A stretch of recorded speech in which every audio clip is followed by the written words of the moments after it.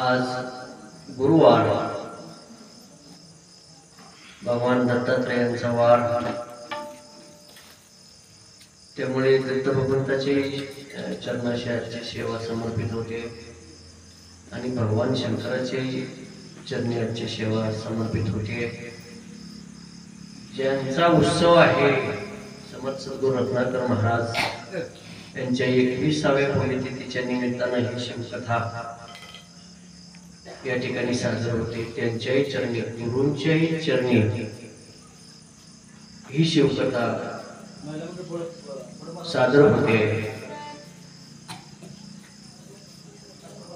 ही परम पावन कथा आहे, पवित्र करणारी कथा आहे।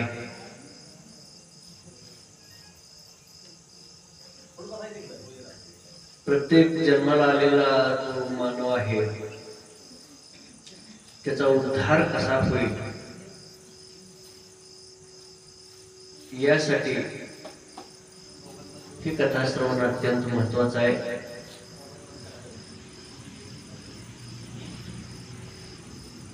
अनेक माणसं जन्माला आली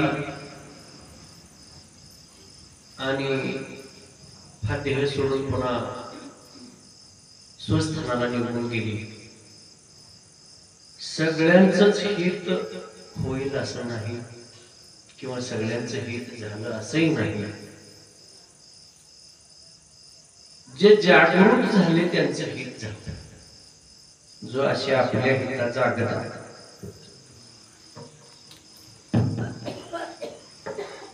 तो जागरूक जो आहे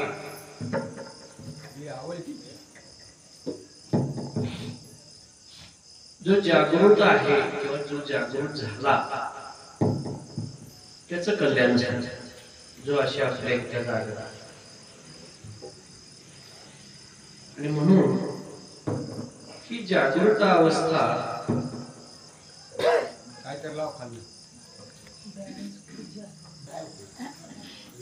ह्या परमपावन कथेचं निमित्त आहे। म्हणून आजची ही सेवा, दुसऱ्या दिवसाची सेवा या ठिकाणी संपन्न होत आहे। अनेक मानव जन्माला आले आणि आपले हित करून निघून गेले। सामान्य मानवात आणि साधू संतांमध्ये फरक असतो। माणसं जन्माला कोट्यावधी असंख्य माणसं जन्माला येतात, पण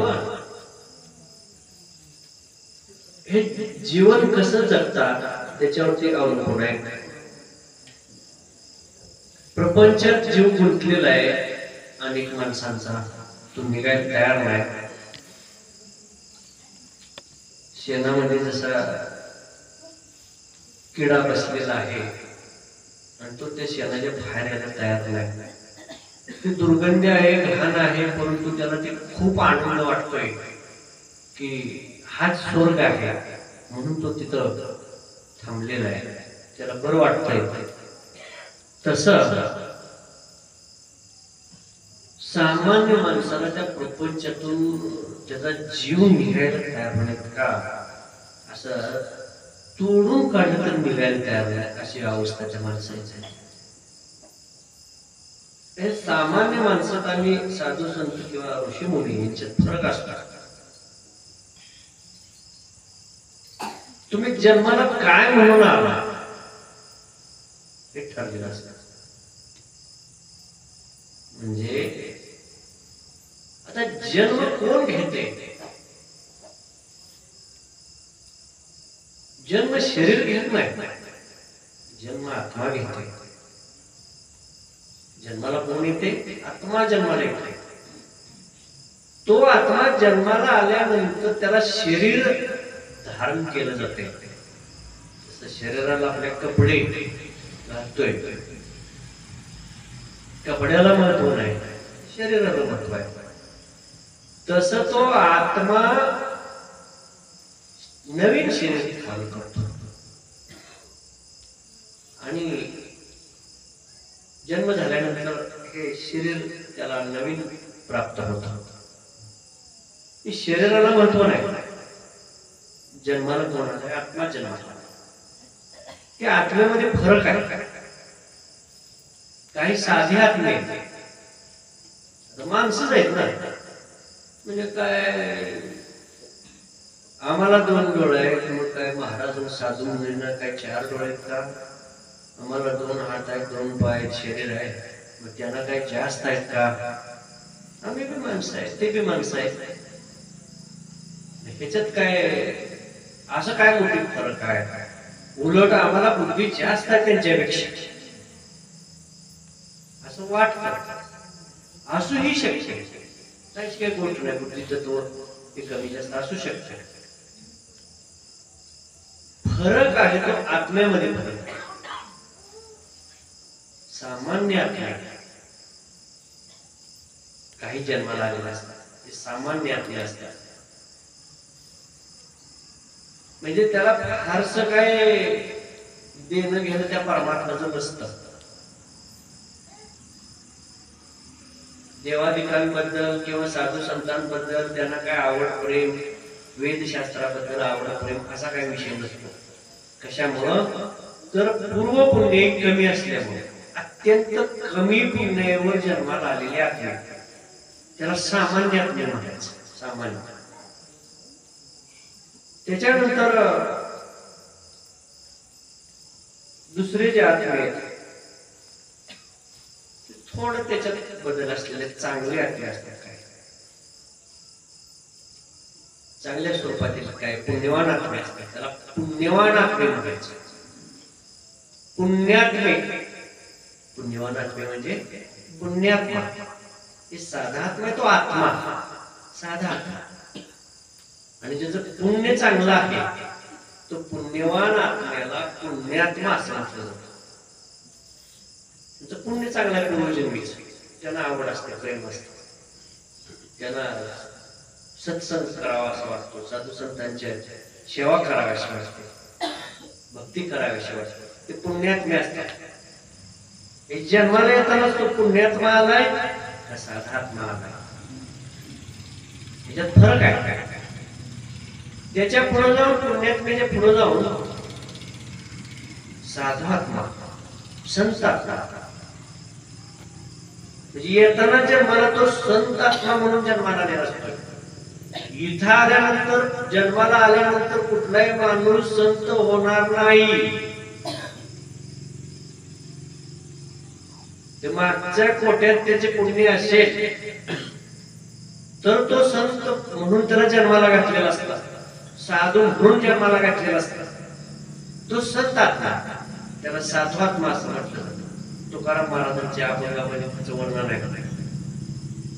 आम्ही वैकुंठवासी आलो याचे कालवासी. स्पष्ट सांगितलं. आम्ही दुसरं काय करायला आलो नाही, हेच करायला आलो. काय करायला आलो? हा परमार्थ भक्ती करायला आलो. त्यांनी सांगितलं ते सामान्य आत्मे नाही, ते संत आत्मा, संत आत्मा म्हणून जन्माला. काही वेळेला देव स्वतः अवतार घेतला. अवतार धराया कारण उद्धराया जन्म दोषी. जड जीवांचा उद्धार करण्यासाठी, धर्माचं रक्षण करण्यासाठी आणि लोकांना सुखी करण्यासाठी काही वेळेला भगवंताला अवतार घ्यावा लागतो. म्हणजे देव जन्माला येतो आणि तो जो जन्म घेतो तो आत्मा हा साधात्मा नसतो, पुण्यात्मा नसतो, संत आत्मा नसतो, तर तो देव आत्मा असतो. त्याच्यात देव आत्मा म्हणजे ते देव म्हणून जन्माला आला. पुन्हा नाही होत. हिथं आल्यावर वय जाईल. हिथं आल्यानंतर फक्त कापड विकत मिळत. बाजारात गेला, मला बुवा व्हायचंय, बुवाची कापड द्या, 100-200 कापड तू विकत घे. कापड मिळतील बुवा व्हायचे, पण तो बुवा होणार नाही, का तो बुवा म्हणून जन्माला आलेला नाही. संत होण्याचे कपडे मिळतील, संत होणार नाही. देवाचा गणवेश तो परिधान करेल, देवासारखं सगळं ड्रेस परिधान करेल, दिसेल देवासारखं. बहुरूपी दिसत. रामाच्या रूपात ते वेशभूषा करतात, कृष्णाच्या रूपात वेशभूषा करतात, अनेक देवदेवतांच्या बाबतीत ते वेशभूषा करतात सगळे. मग ते काय देव आहेत का? नाही. वेशभूषा केली, कपडे घातले, तर ते देव नाही. तसं देव म्हणून जन्माला आलेला आत्मा तो देव आत्मा असतो, तो सामान्य आत्मा नसतो. आणि त्याच्या लीला लहानपणापासून दिसतात. मुलाचे पाय पाळण्यात दिसतात. ते लहानपणापासून त्याच्यात काय उर्मे, त्याच्यात काय पुण्य हे लक्ष द्यायला लागतं. हनुमंतराया जन्माला आलेच त्याला भूक लागलेली होती. जन्माला आल्याला तो भूक लागलेली होती आणि कायच त्याला जवळपास दिसेना. अंजली माता बाहेर गेलेली होती, काहीतरी आणण्यासाठी बाहेर गेलेली होती. तिला काहीच दिसेना जवळपास आणि भूक लागलेली, काय खायचं. त्याने बघितलं सूर्याकडे, तर लाल गुंद सूर्य, दिवस व्हायची वेळ होती. त्याला वाटलं एखादं फळ आहे. उड्डाण केलं आणि ते सूर्यालाच गिळायचा प्रयत्न केला. म्हणजे जन्माला आल्या आल्या सूर्यावर आक्रमण. तो महाबली आहे ना, महारुद्र आहे.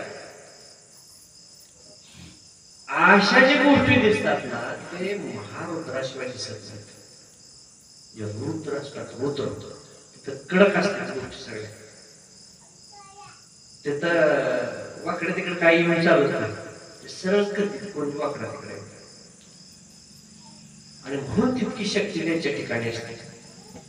तसं स्लो कामकाज नसतं. नाही बघितलं आपण हनुमंतरायाने कुणाचीच उडी गेली नाही, पण त्यांची उडी गेली 7 समुद्राच्या पलीकडे. रुद्राचा अवतार आहे ना भगवान शिवांचे. जे रुद्र अवतार आहे त्या रुद्रात मधला तो अवतार आहे. म्हणून ती कडक अवस्था असते. मग तो जन्माला येताना तो सेवक म्हणूनच, देवांचा सेवक म्हणूनच जन्माला आलेला आहे. आता बघा, पुन्हा सेवा द्यायची काय गोष्ट राहिली का?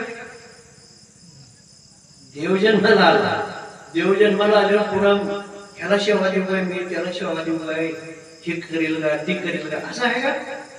जेव्हा देव जन्माला येतात त्याच्याबरोबर देवांचे सेवक सुद्धा जन्माला येतात. बाकीच्या ज्या वाट्यातली सेवा मिळत नसते, त्याने ते सेवक सगळे बरोबर आणलेले असतात जन्माला येतात. राम अवतार ज्यावेळी घ्यायचा होता भगवंताला तेव्हा सगळ्या देवाला सांगून ठेवलं त्यांनी मी अवतार घेणार आहे, तुम्ही पण वानरांच्या रूपाने ये लागते मला मदत करायला. मी सगळी योजना कशी अगोदरच असते आणि आपली योजना कशी असते एका घटकेपुरती असते, एका दिवसापुरती असते. आपल्याला लय कायमचं काय आवडत नाही, लय अखंड काय आवडत नाही आणि फारसा आपण काय कोणाचा उपकार देणार ठेवत नाही. ज्या त्या दिवशी ती विसरून गेलेली असते. आज एखाद्यावर जर तुम्ही उपकार केला तर तो उद्या विसरलेला असतो, त्याला आठवण सुद्धा नसते या माणसाला उपकार केला. इतकी दुरावस्था ह्या कलियुगाची निर्माण झाली आणि आम्हाला तर इतके वाईट अनुभव, आमच्या एवढे वाईट अनुभव तुम्हाला वाट्याला नाही. दमदमात मडीच्या मडी घालून आणली म्हणजे मेलाय का काही ओळखू येत नाही. ज्याला पुन्हा साजिवंत करायचं, पुन्हा संकट पुन्हा त्याला प्रपंचाला लावायचं, चांगला प्रपंच करायचा आणि पुन्हा त्यानं परत गुरुला विसरायचं. प्रपंच नात्याला लागलं परत गुरुला विसरायचं. किती विसरायचं? इतकं विसरायचं की गुरुला सोडून पुन्हा दुसरीच महाराज लोक आणून घरात सगळी चांगलं करायचं. नेमकं गुरुस्थान करतो तुमचं, तुम्ही शिष्य कोणाचे? आम्ही अनेक वेळा हे गोष्टी तुम्हाला जाहीर मोठमोठ्या कार्यक्रमात सांगतो. आमचं पटत असलं या, आमचं पटत नसलं येऊ नका. आमचे शिष्य परिवार जे आहेत ते ऐकणार, जो ऐकत नाही तो शिष्य नाही. तर आम्हाला सोडून तुम्ही जर घरी कार्यक्रम दुसरी महाराज लोक आणून करायला लागला आणि 2-2 दिवस मुक्कामला महाराज लोक राहायला गेली आणि त्यांची तुम्ही सेवा करायला लागला आणि आमची सेवा घडीवर सुद्धा जर करायला येत नसाल तर मग तुमच्या शिष्यत्वाचा गुरुत्वाचा समज राहायला कुठं? म्हणजे ह्या गोष्टी उपयोगाच्या नसतात ना. पण आम्ही महाराज तुमचं, आम्ही शिष्य तुमचं, आम्ही रात्र सेवा करतो. सेवा कुठं, गुरु कुठं, तुम्ही कुठं? सेवा ही समर्पित असते. गुरु आणि शिष्य काय कळल्या नाहीत, गोष्टीच कळल्या नाहीत. एकलव्याला शिक्षण घेता घेता गुरुंच्या आश्रमात बाहेर जावं लागलं. शिक्षण घेता घेता त्या काळामध्ये जास्त वर्णभेद होता, जातीभेद होता. त्याला शिक्षण घेता घेता त्याला बाहेर निघावं लागलं. बाकीच्याला गुरुनी शिक्षण दिलं पण त्याला देऊ शकले नाही. त्याला म्हणले बाबा जा आता, तुला काय इथं घेता येत नाही शिक्षण. गुरुनं त्याला जायला सांगितलं म्हणजे किती अपमानाची गोष्ट आहे. मी इथं सगळ्याला ज्ञान देतोय आणि एक दोघांना जर म्हणलं तुम्हाला मी काही ज्ञान देणार नाही, तुम्ही घरी निघून जावा, तर त्याला काय वाटेल? तसं ते एकला एकट्याला सांगितलं बाबा तुला काय मला ज्ञान देता येत नाही, तुला इथं थांबता येणार नाही, शिक्षण घेता येणार नाही. एवढा वाईट प्रसंग त्याच्यावर आला असताना सुद्धा गुरुला त्यानं सोडलं नाही. आता इथं गुरुनं सोडलं का नाही शिष्याला? गुरुनं सोडलं जा बाबा म्हणा का हे राजे लोक आहेत आणि मला ह्यांच ऐकावं लागते. तो गेला पण गुरुला सोडलं का नाही? सोडलं गुरु. बघा गुरुनं ज्ञान दिलं नाही, एवढा अपमानित होऊन तो गेला, घराकडे गेला नाही. गेला तो वैराग्य वृत्ती निर्माण करून नदीकाठी जाऊन बसला आणि वाळूची मूर्ती, गुरुची वाळूची मूर्ती तयार केली आणि त्या मूर्ती पुढे बसून उपासना केली. त्याने मनोभावे उपासना केली. बघा आता एकीकडे जिवंत गुरु शिकवायला किती गमतीचा विषय आहे. एका बाजूला सत्ता गुरु सगुण अवस्थेत शिष्याला शिकवत आहेत, मार्गदर्शन करतायत आणि दुसरीकडे ह्यानं वाळूचा पुतळा तयार करून गुरुची सेवा करत बसलाय. मनोभावी तिची आरती उपासना पहाटेपासून तो करतोय आणि गुरुला प्रसन्न करून घेतलं आणि प्रत्यक्ष गुरुनी ज्या शिष्याला विद्या संपादन ज्यांनी केली, जो काही विद्या अभ्यास गुरुनी दिला त्या शिष्याला, त्यांच्यापेक्षा जास्त विद्या एकलव्याला प्राप्त झाली. हाय का गुरु तिथं? नाही, गुरु नाही, गुरुवरचा विश्वास त्या शिष्याचा. तुम्ही माणसं आहे, विश्वास काढीचा राहिला तर फरक आहे ना. माणसाला काय करत, मोकळी डबडी काय नाही, उपयोग काय. तसे त्याला गुरु नाही, पण ज्ञान मिळालं. कशामुळे? विश्वासाला. का विश्वास मोठा? गुरुला सोडलं नाही का? नाही, मनोमन चिंतन केलं, एवढी विद्या प्राप्त केली. आता त्या सगळ्या गोष्टी तुम्हाला सांगायला आपल्याला वेळ नाही. विद्या प्राप्त केली आणि गुरुलाही कळलं, त्या बाकीच्या शिष्यगणांनाही कळलं. त्यांनाही खुडी नसते, ती शिष्य काही साधी नसतात. त्यांना कळलं आपल्या पुढे गेला. मग आता त्याचं काम करायचं बरोबर. आणि मग गुरुला सांगितलं की जास्त पुढे गेलाय तर त्याचा अंगठा तुम्ही गुरुदक्षिणेच घ्या. सगळी विद्या त्या अंगठ्यावर चालते ना, धनुष्याची, धनुर्विद्या. आणि मग तो सगळी विद्या संपादन झाल्यानंतर गुरुच्या दर्शनाला आला. दर्शन घेतलं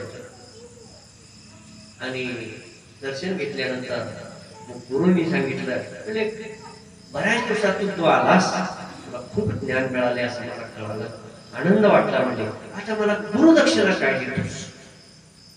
म्हणून तुम्ही काय सांगितलं गुरुदक्षिणा काय? तुमची जी इच्छा असेल ती गुरुदक्षिणा बघा. ज्ञान तर त्यांनी दिलं नाही, जवळ सुद्धा बसू दिलं नाही, माझा म्हणता बी नाही, तरी सुद्धा ते काय म्हणतोय, तुमच्या तोंडातून येईल ती गुरुदक्षिणा मी द्यायला तयार.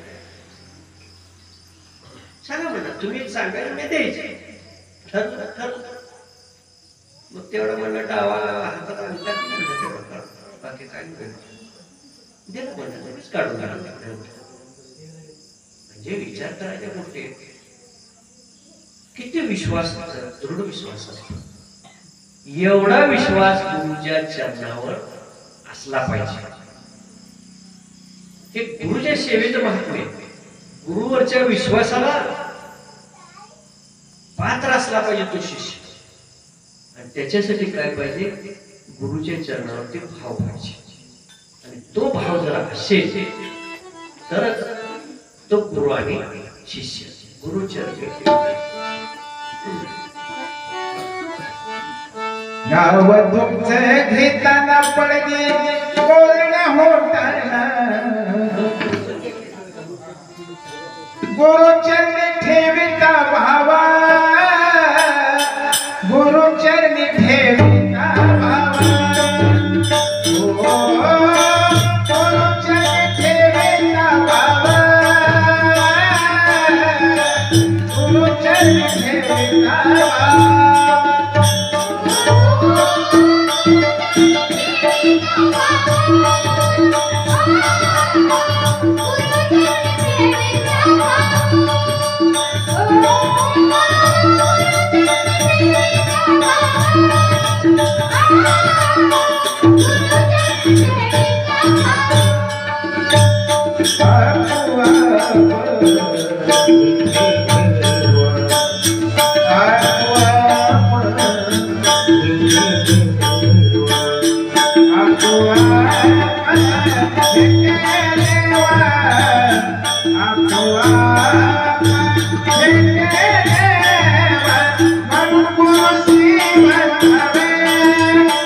Oh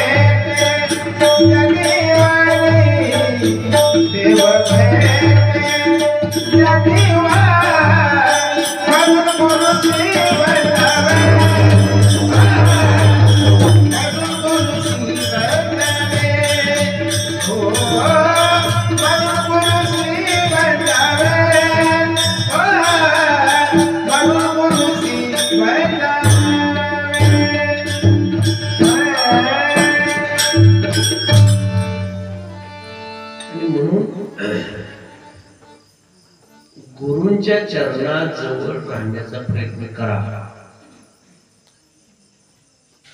अन्यथा काय प्रसंग वाटेल येतील हे सांगता येत नाही. या कलियुगात तर टिकणं सोप्या गोष्टी नाहीत.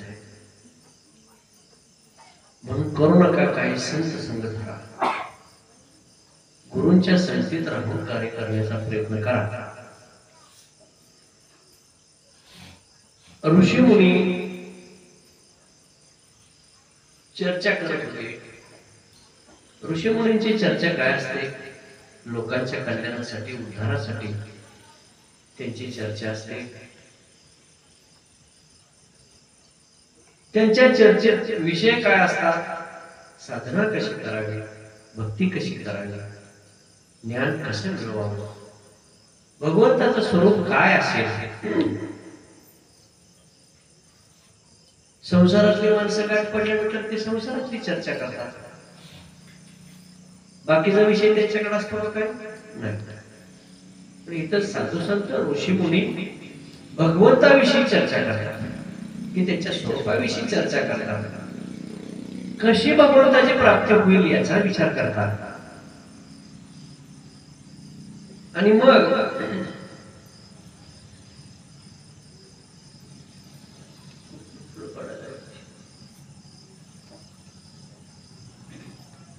मग ही चर्चा होत असताना सहज प्राप्ती कोणाला होत नाही भगवंताची. आणि मग तो एक मनामध्ये तसा उद्देश असावा लागतो, तसा संकल्प असावा लागतो. एक तर हा माणसाला जन्म मिळणं दुर्लभ आहे, दुर्लभ सहज मिळू शकत नाही. दुसरी दुर्लभ गोष्ट काय? माणसाचा जन्म मिळाला आहे हे दुर्लभ आहे, पण त्यापेक्षा दुर्लभ काय? चांगल्या कुळात जन्माला येणं ही त्याच्यापेक्षा दुर्लभ गोष्ट आहे. साधू संतांच्या घरी जन्माला येणं ही त्यापेक्षा दुर्लभ गोष्ट आहे. हे सहज प्राप्त नाही, त्याला पूर्व पुण्य लागतं. पूर्व पुण्याशिवाय ह्या गोष्टी प्राप्त होत नाहीत. कोण कुठे जन्माला गेला असता, कुणाला कुणाची संगत मिळाली असती, असं होत नाही. आणि मग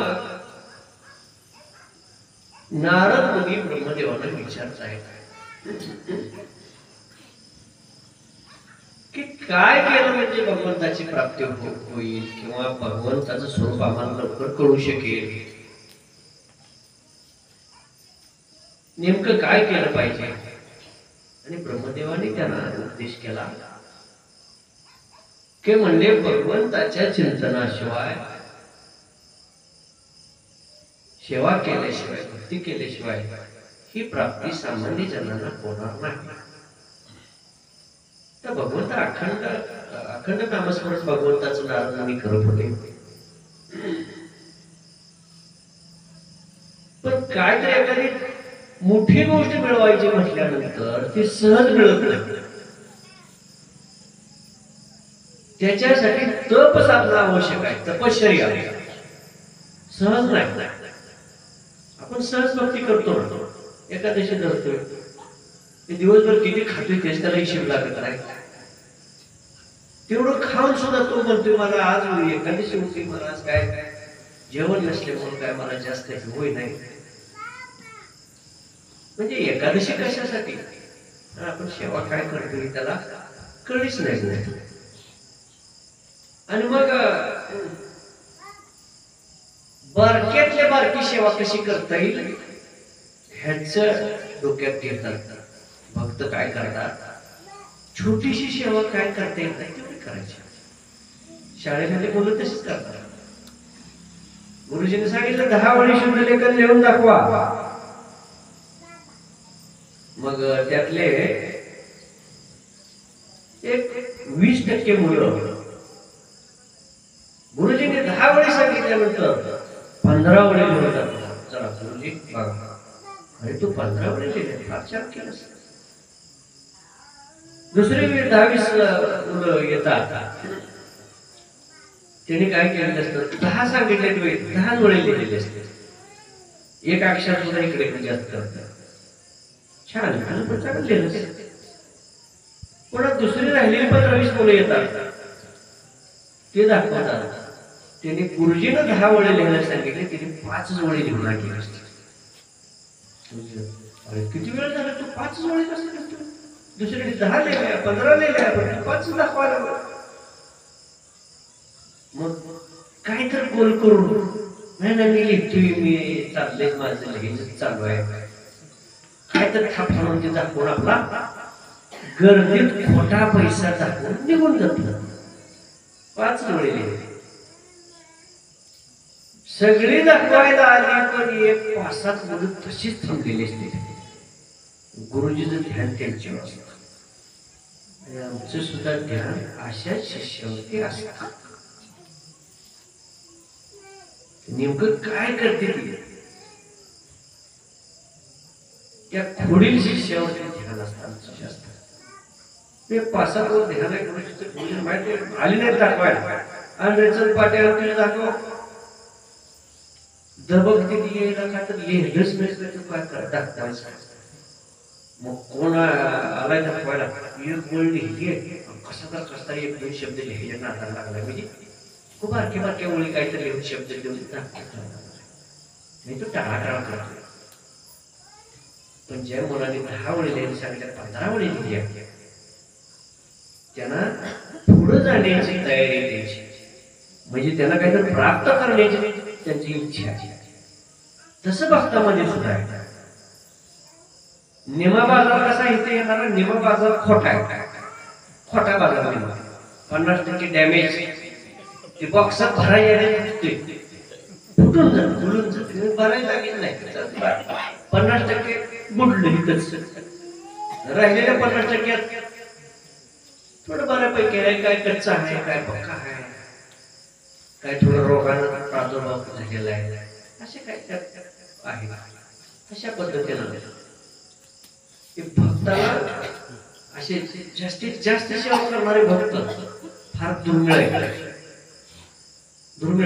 अतिशय थोडे भक्त आहेत, बोटावर मोजण्यावर. भक्तांचं सोडून त्या महाराज लोकांची घंटा घ्यावी, भक्ताचं कुठं त्याला वहीन पेन लिहायलाच नव्हते. भक्तांचं काही लेखनच करायचं शिष्यांचं, सगळं बुडत चालू सांगायचं. आणि मग नारद मुनींना वाटलं आपण तपश्चर्या करावी. एक सांगतो गोष्ट तुम्हाला, कुठल्याही गोवाच्या नादाला लागा.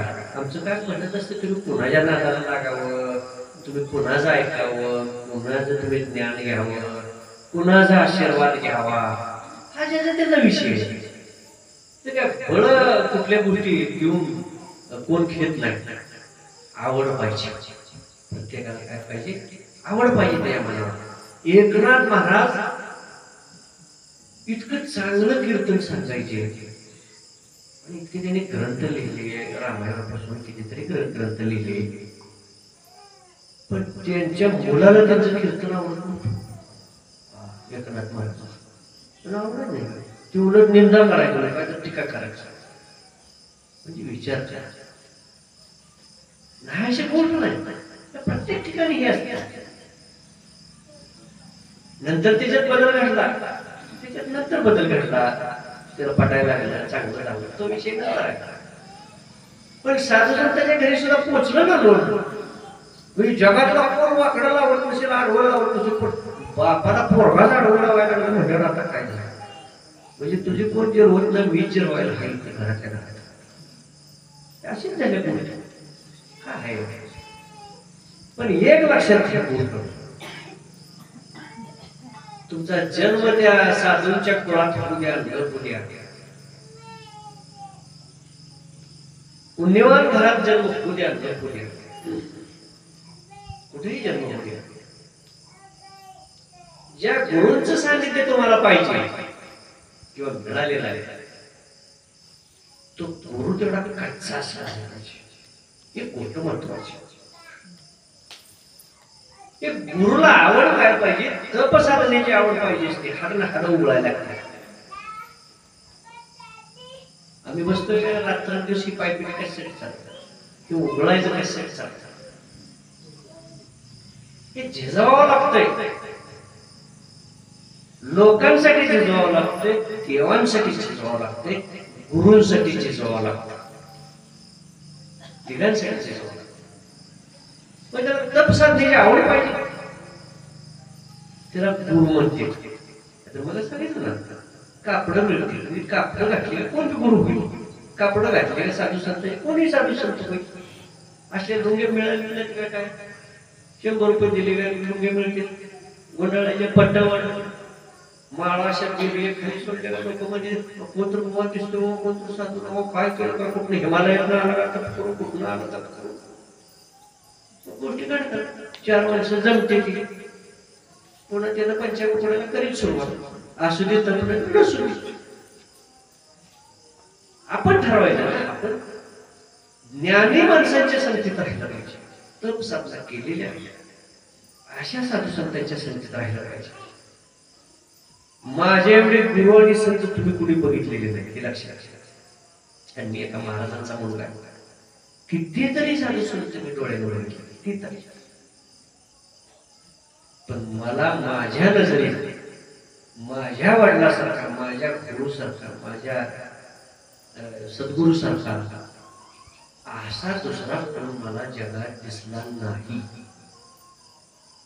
खूप निहाळले, लहानपणापासून बघितले, अनेक साधू संत बघितले, पण असा गुरु आणि वडिलांचे नातं असा साधू संत मी कुठं पाहिला नाही. हे सगळे गुण परिपूर्ण गुण त्यांच्या ठिकाणी असले. दया, क्षमा, शांती, सगळ्या गोष्टी. मग एकदा कळल्यानंतर आम्ही ती चरण सोडलं नाही. हा, इथं हुशार पाहिजे माणसं. येत चातुर्य शहाणे झाले, इथं शहाणेच पाहिजे. कळल्यानंतर नंतर धरते सोडते, त्याचा उपयोग नाही होत. धरीने चरण न सोड्या, एकदा माहीत झाला ना तर सोडणे. कारण गत्यंतर नाही. सद्गुरू वाचून सापडे न सोय धरावे ते पाया आल्या. तपश्चर्याला खूप महत्व आहे. नारद मुनीला वाटलं आपण तपश्चर्या केली पाहिजे, तप साधना केली पाहिजे. मग हिमालयाच्या ठिकाणी एक सुंदर अशा प्रकारची जागा, रमणीय जागा बघितली त्यांनी. सगळे झाडे वेली, सगळा परिसर अतिशय सुंदर आहे. आणि त्या ठिकाणी मन रमवायला लागलं, रममान झालं आणि त्याला बरं वाटलं म्हणजे इथे तपश्चर्या करूया आपण. आम्हालाही जिथं मन रमेल तिथं आम्ही तपश्चर्या केली. भिंडापावर तपश्चर्या केली, नदी काठात मान नदीत पहिली तपश्चर्या तिथं केली, गाणगापूरला तपश्चर्या झाली, नरसोबाची वाडीला झाली, इथं झाल्या 7-8 तपश्चर्या आपल्या पूर्ण झाल्या. आणि नारद मुनी त्या ठिकाणी तपश्चर्या करायला सुरुवात केली. तपश्चर्या कडक स्वरूपाची करावी लागते. जेवढे दिवस, जेवढे महिने, जेवढे वर्षी काय असेल करायचे तपश्चर्या, तेवढ्या काळात सगळ्या गोष्टीचा त्याग करावा, सर्व गोष्टीचा त्याग. म्हणजे घर संसाराचा त्याग, जगताचा त्याग, मित्रांचा त्याग, जेवढे विषय आहेत त्या सर्व विषयांचा त्याग, सगळ्या गोष्टीचा त्याग करावा लागतो आणि मग तपसाधनेला बसावं लागतं. नारद मुनी अखंड नामस्मरण घेणारे होते, ते मुळातच शुद्ध होते आणि तपश्चर्येला प्रारंभ झाला. अत्यंत खडतर अशा प्रकारची तपश्चर्या नारद मुनींनी केली.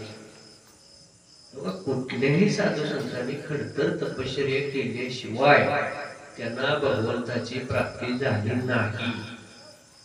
समर्थ सद्गुरू रत्नाकर महाराजांनी सुद्धा खूप मोठी तपश्चर्या केली, म्हणूनच दत्त भगवंताची त्यांच्यावरती कृपा झाली, भगवंताचे दर्शन झालं आणि या जन्मामध्ये त्यांचा झेंडा फडकला. तसा नारद मुनीने खूप खडतर अशा प्रकारची तपश्चर्या केली. चालू झाली तपश्चर्या त्यांची. निश्चय केला, संकल्प केला आपण तपश्चर्या करण्याचा आणि सुरुवाती केली. खडतर तपश्चर्येला प्रारंभ केला. तपश्चर्या नारद मुनीने चालू केली, पण तिकडं स्वर्गातल्या इंद्राच्या अंगावर काटा उभा राहिला. ते दचकून बसला उठून. त्याला वृत्त कळलं नारद मुनी तपश्चर्या करायला. आता त्याला अंगावर काटा यायचं काय कारण आहे? तपश्चर्या नारद मुनी करणार आहे, सेवा ते करणार आहे, तर ह्याला घाबरायचं काय कारण आहे? हे घाबरतील कशाला? ह्यानं नाही तपश्चर्या करून जर देवाची जेवढी मिळवली, देवाचा आशीर्वाद मिळवला आणि माझं पद जर हिरावून घेतलं, देवाचा राजा होता ना इंद्र, त्याला देवांचं राजपद आहे, मग माझं पद जाईल म्हणजे कोणाला कशाची चिंता? माझं पद जाईल. त्याने जर तपश्चर्या जास्त केली तर मग आता काय केलं पाहिजे? बारक्या चिरक्या लोकांमध्येच काही आकुळ भावना असलेले लोक असतात असं समजू नका. साधू संतांमध्ये सुद्धा छोटी भावना असलेली आहे आणि देवपदाला गेल्यावर सुद्धा काय बारकी भावना ठेवणारी आहे. म्हणजे स्वभाव आहे ना, स्वभाव, हे स्वभाव सहजासहजी बदलत नाही, हे लक्षात घ्या. आता हा देवांचा राजा झालाय इंद्र, स्वर्गाचं सगळं राज्य चालवतोय. आता ह्याला इतकी बारीक आकुळ भावना ठेवायची काय गरज? तो तपश्चर्या करतोय, भगवंताला प्रसन्न करतोय, त्याचं काय घेणं देणं? पण स्वतःच पद जाऊ नये म्हणून साठी चिंता करू लागला आणि मग त्याने एक आयडिया, युक्ती आखली. जी बारक्या विचाराची माणसं असतात ती युक्ती काढतात, ह्याला अडवायचा पाहिजे, कसा घालला ह्याचा प्रयत्न करतात. आणि त्याने विचार केला त्यांची तपश्चर्या भंग करायची, मग कशाला देवाची प्राप्ती होती, मग आपलं मत काय जायचं बसत. राजकारणात सुद्धा अनेक खोडे चालतात. एखादा चांगला माणूस असला तरी सुद्धा त्याला काहीतरी दूषण द्यायचं, काहीतरी त्याची समाजामध्ये काहीतरी कुचेष्टा होईल, असं काहीतरी विघ्न निर्माण करायचं, म्हणजे आपलं पद शाबूत राहावं. अशा अनेक ठिकाणी घडतात. तसं इथं इंद्राने विचार केला आणि तपश्चर्या भंग करण्यासाठी आता प्रयत्न करायला पाहिजे. आणि वेळेच नाही पावलं टाकली तरी घडी काय आपल्याला ऐकणार नाही. त्यांनी काय केलं, असं अनेक वेळा काम केलेला त्यांचा एक जवळचा मित्र होता आणि तो कोण? कामदेव. कामदेव ते कामदेवाला त्याने बोलवून घेतलं आणि सांगितलं, अरे म्हणजे तू एवढा माझा जवळचा मित्र आहे, एक काम करायला पाहिजे. अनेक वेळा तू काम केलेलेस, मी सांगितल्यानंतर अनेक जणांच्या तू तपश्चर्या भंग केलेले असते. आता एक मोठी कामगिरी म्हणजे तुझी ते लय मोठा गडे आता तपश्चर्याला बसले, मग त्यांची तपश्चर्या तुम्ही भंग करायचं काम केलं. मी ती तपश्चर्या मधनच बाद झाली पाहिजे. आणि मग त्याला काय छोटी गोष्ट आहे, कामदेवाला ही छोटी गोष्ट आहे की त्याच्या मनामध्ये माया निर्माण करून, त्याच्यात विघ्न निर्माण करून तपश्चर्येचा भंग करण्याचे हे फार छोटं काम आहे कामदेवाला. म्हणजे ह्यात काय, मी दरवेळेला करतोच तुम्ही सांगितल्यानंतर, आता आता मी करू म्हणला, काय अडचण नाही. आणि कामदेव त्या ठिकाणी नारद मुनींची तपश्चर्या भंग करण्यासाठी आला. आणि मग तो आल्यानंतर त्याच्या लीला तो दाखवायला सुरुवात केली. त्या ठिकाणी नारद मुनींच्या मनावरती तो मायेच्या प्रभावानं त्याच्या मनाला आकृष्ट करण्याचा प्रयत्न करायला लागला. आणि ही तपश्चर्या कशी भंग व्हावी याच्यासाठी प्रयत्न करायला सुरुवात केली. त्याच्या मनात माया निर्माण व्हावी, त्याच्या मनामध्ये इच्छा निर्माण व्हावी यासाठी प्रयत्न करायला लागला. पण त्या कुठल्याही गोष्टीचा त्याच्यावर प्रभाव पडला नाही, असफल झालं. तपश्चर्या एकदम जोरात चांगल्या प्रतीची तपश्चर्या नारदांची त्या ठिकाणी चालू होती. आणि इथं कामदेवाचा काही इलाज चालेला, त्याचा कुठलाही प्रभाव त्याच्यावरती पडला नाही. आणि खूप प्रयत्न करून सुद्धा तो त्यात यश मिळत नाही म्हटल्यानंतर नाराज होऊन, निराश होऊन त्या ठिकाणून निघून गेला. आणि त्यानं जाऊन सांगितलेलं आहे इंद्राला की माझा काही इलाज चालला नाही बाबा. प्रत्येक वेळेला माझं काम फत्ते होत होतं, पण ह्या वेळेला मात्र मी असफल झालो, माझा काही इलाज चालला नाही. आणि मग असं का घडलं असं याचा विचार करायला लागले. कारण या जगामधला एकही माणूस कोण नाही, एकही साधू संत असा नाही की त्याच्यावर मायेचा परिणाम होणार नाही किंवा ह्या मदनाचा परिणाम होणार नाही, काम स्वरूपाचा परिणाम होणार नाही, कामदेवाचा परिणाम होणार नाही, असा एकही माणूस नाही. अहो देवादेवावर सुद्धा परिणाम घडतोय आणि इथं कसा काय परिणाम होणार ह्याचा विचार करावा लागला. असं कसं काय झालं? आणि मग विचार केल्यानंतर त्याच्या लक्षात आलं की पूर्वीच्या काळी याच स्थानावर स्वतः भगवान शंकर तपश्चर्या करण्यासाठी बसलेले होते. आणि त्यांची तपश्चर्या भंग करण्यासाठी स्वतः कामदेव त्या ठिकाणी आलेला होता. वसंत ऋतूचं आगमन होऊन सगळीकडे रमणीय वातावरण तयार करून भगवान शंकराच्या मनात इच्छा निर्माण करण्यासाठी खूप प्रयत्न केले, परंतु त्या ठिकाणी कामदेवाचा मदनाचा त्या ठिकाणी उपयोग झाला नाही. तो विघ्न आणण्याचा प्रयत्न करायला लागला होता भगवान शंकराच्या तपश्चर्येमध्ये सुद्धा, पण त्याचा इलाज चालला नाही. आणि ज्यावेळी भगवंतांनी पाहिलं की हा आपल्यावरती प्रयोग करून आपली तपश्चर्या भंग करण्याचा प्रयत्न करतोय, त्यावेळेला भगवान शंकराने कामदेवाला तिसऱ्या डोळ्यांनी भस्म करून टाकलं, त्याला जाळून टाकले होते. कामदेवाचा अंत केलेला होता, भस्म करून टाकला. पूर्ण कामदेव जाळून टाकला. कामदेव पूर्ण जाळून टाकल्यानंतर त्याची जी पत्नी होती रती नावाची, ती दुःख करायला लागली. बघा कोणाचं दुःख कुठे येते. नवरा गेला तर नवऱ्याचं दुःख बायकोला झालं आणि ती सगळ्या देवांना प्रार्थना करायला लागली. आणि तुमच्या ह्या भानगडीत माझा नवरा गेला म्हणजे हाक लाख गेला. इंद्रानं सांगितलं तपश्चर्या भंग करायला, म्हणून माझा नवरा गेला आणि त्याला भस्म करून टाकला भगवंताने.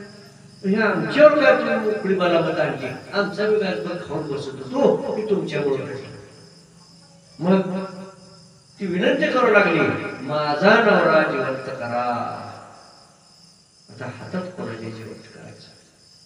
ते म्हणले, तू म्हणते गोष्ट खरी आहे, ते आमच्या हातात गोष्ट नाही. तर तुम्ही काय करा, तू माझा नवरा जिवंत करा. ठीक आहे, म्हणजे आपण प्रयत्न करू. सगळे ऋषीमुनी, सगळे देवगण भगवंताकडे गेले, भगवान शिवशंकराकडे गेले, त्यांची प्रार्थना केली. भगवान शंकर काही केलेला तयार होत नव्हतं. त्याला पुन्हा जिवंत करायला. बघा, विचार करायची गोष्ट. मग त्याला जर नाही जिवंत करावं तर सृष्टीचं कार्य बंद पडते. म्हणजे कोण जन्माला जिवू शकत नाही, करणार काय? ही लय महत्वाची प्रक्रिया होती. म्हणून सगळ्यांनी विनंती केली, म्हणजे पुन्हा याला जिवंत केल्याशिवाय पर्याय नाही. मग शेवटी भगवान शंकरांनी त्याला पुन्हा जिवंत केलं कामदेवाला. पण त्यांनी सांगितलं, त्याला पुन्हा एकदा मी जिवंत करतोय, पण ज्या जागेला मी तपश्चर्या करायला तिथे तपश्चर्या भंग करण्यासाठी जे आला होता, त्या जागेच्या ठिकाणी आसपास 25-30 मैलाच्या अंतरात त्याचा प्रभाव चालणार नाही. तर तेवढं पुन्हा जाऊन जाऊन ती सोडून भाग तुला काय करायचे कर, तिथं तुझा प्रभाव चालेल. आणि ही गोष्ट त्याच्या लक्षात गेली होती. आणि तो तिथं ज्या ठिकाणी भगवान शंकरांनी तप केलं त्याच ठिकाणी नारद मुनी सुद्धा तत्व साधना केलेली होती. आणि त्याला लक्षातच नाही पहिला असं नव्हतं. म्हणून त्या क्षेत्रावरती त्याचा परिणाम चालला नाही. तिथं नारद मुनीवरती कुठलाही परिणाम चालला नाही आणि त्याची तपश्चर्या भंग करू शकला नाही. हे परत लक्षात आलं त्यांच्या. म्हणजे गोष्ट घडली कोणामुळं? भगवान शंकरामुळं. त्यांच्या त्या सांगितलेल्या गोष्टीमुळे तिथं प्रभाव चालला नाही. म्हणजे कृपा कोणाची? भगवान शंकराची. पण नारद मुनीला असं वाटलं की जगातल्या कुणाचीच तपश्चर्या अशी सफल झाली नाही. प्रत्येकाच्या तपश्चर्येत कामदेव विघ्न आणतोय आणि माझी तपश्चर्या संपन्न झाली, ह्याचा काहीच इलाज चालला नाही. मग मी सगळ्यापेक्षा श्रेष्ठ झालो, देवादिकांपेक्षा मी श्रेष्ठ झालो. बाकीचे जे कोणाची मात्रा चालत नाही, पण माझी तपश्चर्या पूर्ण झाली. भक्ती मार्गामध्ये अहंता, अहंकार, भ्रम आणि अज्ञान हे लय लवकर ग्रास्त बघा. थोडं ज्ञान होत अवकाश ते लगेच घासायला लागतात. त्याला छळायला चालू होतं लगेच. तसं इथं नारद मुनीला इतका गर्व आला की म्हटलं कुठल्याही देवाची तपश्चर्या संपन्न झाली पण माझी तपश्चर्या संपन्न झाली. मग आता मी कोणाला सांगू, कोणाला ठेवू असं त्याला वाटायला. आणि मग तपश्चर्या संपन्न झाल्यानंतर तप साधना संपण्याच्या वेळेला भगवान शिवशंकरांनी त्याला दर्शन दिलं. आनंदी झाला भगवंताच्या दर्शनानं. आणि सफल झाल्याचं, तप सफल झाल्याचं त्याला आनंद वाटला. भगवान शंकर दर्शन देऊन त्यांना निघून गेले. आता एवढं मोठं कार्य सफल झाल्याचं वृत्त सांगण्यासाठी तो ब्रह्मदेवाकडे आला. तो त्यांचा मानसपुत्र आहे नारद मुनी. आणि नारद मुनींनी आपल्या पिताश्रींना ब्रह्मदेवाला सांगितलं. ते म्हणजे तात, म्हणजे आपण जसं तात्या म्हणतो तसं ते तात म्हणायचे. माझी तपश्चर्या पूर्ण झाली, कुठलंही विघ्न आलं नाही आणि कामदेवानी प्रयत्न करून सुद्धा त्यांचा इलाज चालणार नाही. माझी तपश्चर्या संपन्न झाली असं ते सांगू लागला. ब्रह्मदेवाने ओळखलं त्याला गर्व यायला गेलेला आहे. आणि आपल्या मुलाला गर्व आल्यानंतर हा आता अडचणीत जाण्याची शक्यता आहे. ब्रह्मदेवाने ओळखलं आणि त्याने सल्ला दिला. एक लक्षात घ्या, तुम्हाला सल्ला चांगला देणारे फक्त या जगात आई वडील, गुरु आणि भगवंत या खेरीज कोणीही भेटणार नाही. ह्याच्यातलं जे कोण जिवंत असतील त्याच्या सल्ल्यावर कामकाज चालवा. ह्यातला कोण जिवंतच नसेल तर भगवंताच्या सल्ल्याने कामकाज करा. आम्ही तेच करतो. आमच्याकडे ह्यातलं कोण जिवंत नाही. ना आई वडील जिवंत आहेत सल्ला घ्यायला, ना गुरु सगुण देहात आहे. त्यामुळे भगवंताच्या सल्ल्याने आमचं कामकाज आता करावं लागतं. आणि मग ब्रह्मदेवाने सल्ला दिला म्हणजे आता मला सांगितले ते सांगितले म्हणजे ही तू बाकीच्याला कोणाला सांगायच्या भानगडीत पडतो. आपल्याकडची एक म्हण आहे बघा, खंडीचं खाणं मांड्याड असावं. जुन्या काळाची माणसं अजून मी सांगत म्हणजे आता मला सांगितले दुसरं कोणाला सांगायला जाऊ नको म्हणली, गपचिप बस म्हणली. झाल्यानंतर तपश्चर्या तुझी आनंद आहे, कुणालाही सांगू नकोस.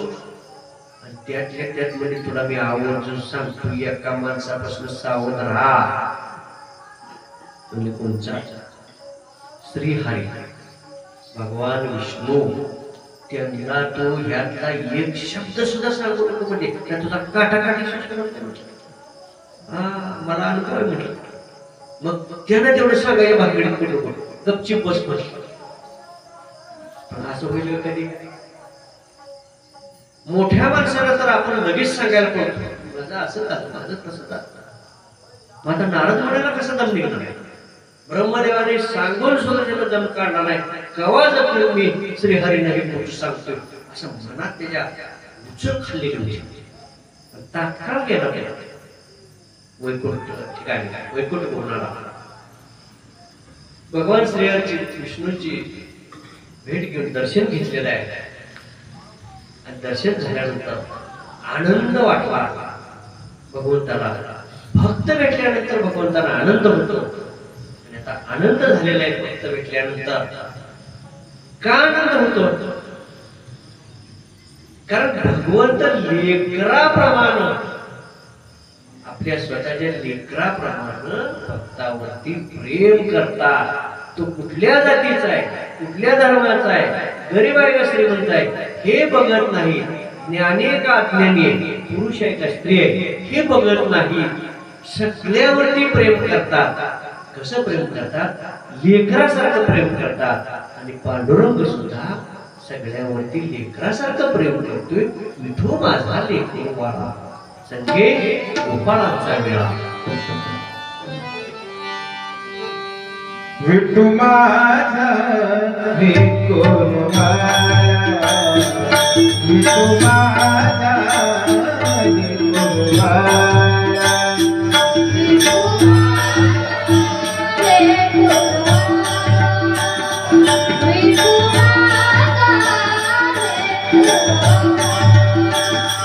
संगे गोपाळांचा मेळा, संगे गोपाळांचा मेळा. विठू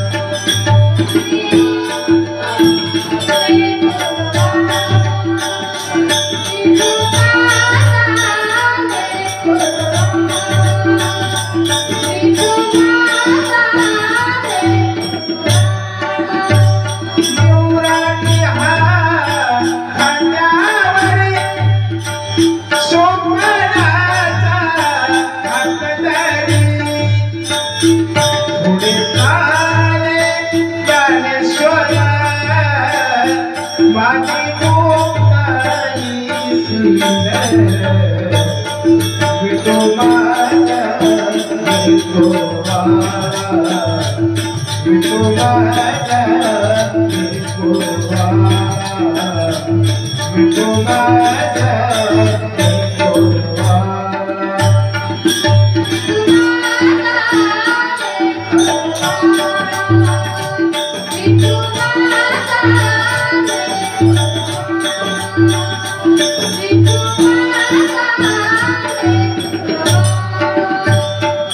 गोरा कुंभार मांडीवरी चौकावा बरोबरी हो गोरा कुंभार मांडीवरी चौकावा बरोबरी पट्टा करेवरी हो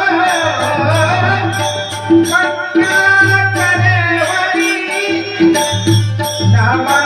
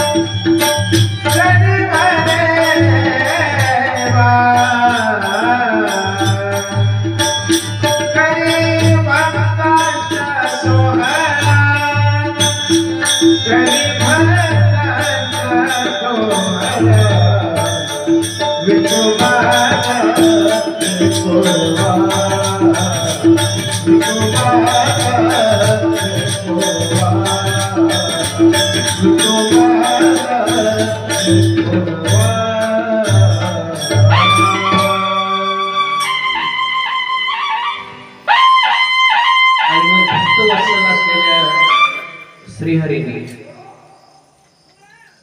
नारद मुनीला पाहिल्यानंतर आनंद व्यक्त केला आणि तो वृत्तांत सांगितला. नारद मुनींनी तपश्चर्या संपन्न झाली म्हणला. तुमच्याच आशीर्वादानं तपश्चर्या संपन्न झाली म्हणला. ऋण व्यक्त केलं भगवंताच्या प्रती आणि भगवंताने सांगितलं की म्हणले ही सहज गोष्ट नाही म्हणजे नारदा.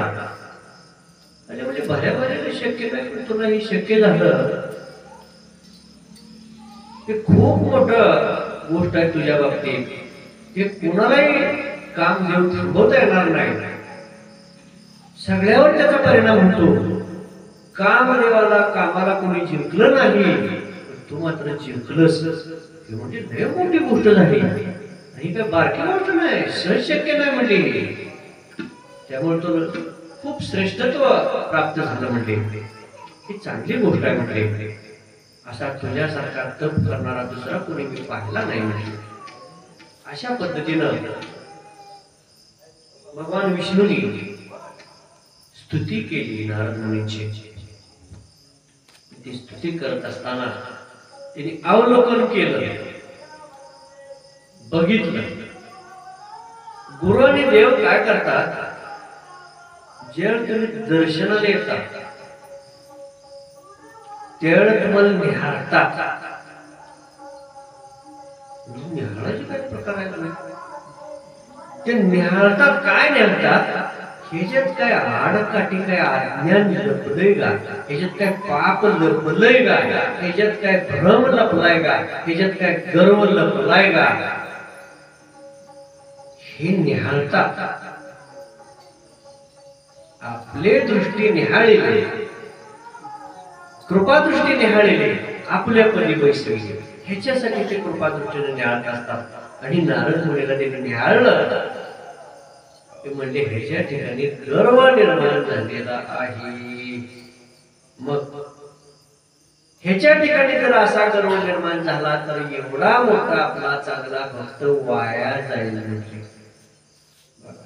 कारण तिन्ही भुवनामध्ये स्वर्ग मृत्यू पाताळामध्ये भगवंताचं अखंड नामस्मरण करत हिंडणारा नारद मुनीपेक्षा असा दुसरा कोणी भक्त नव्हता.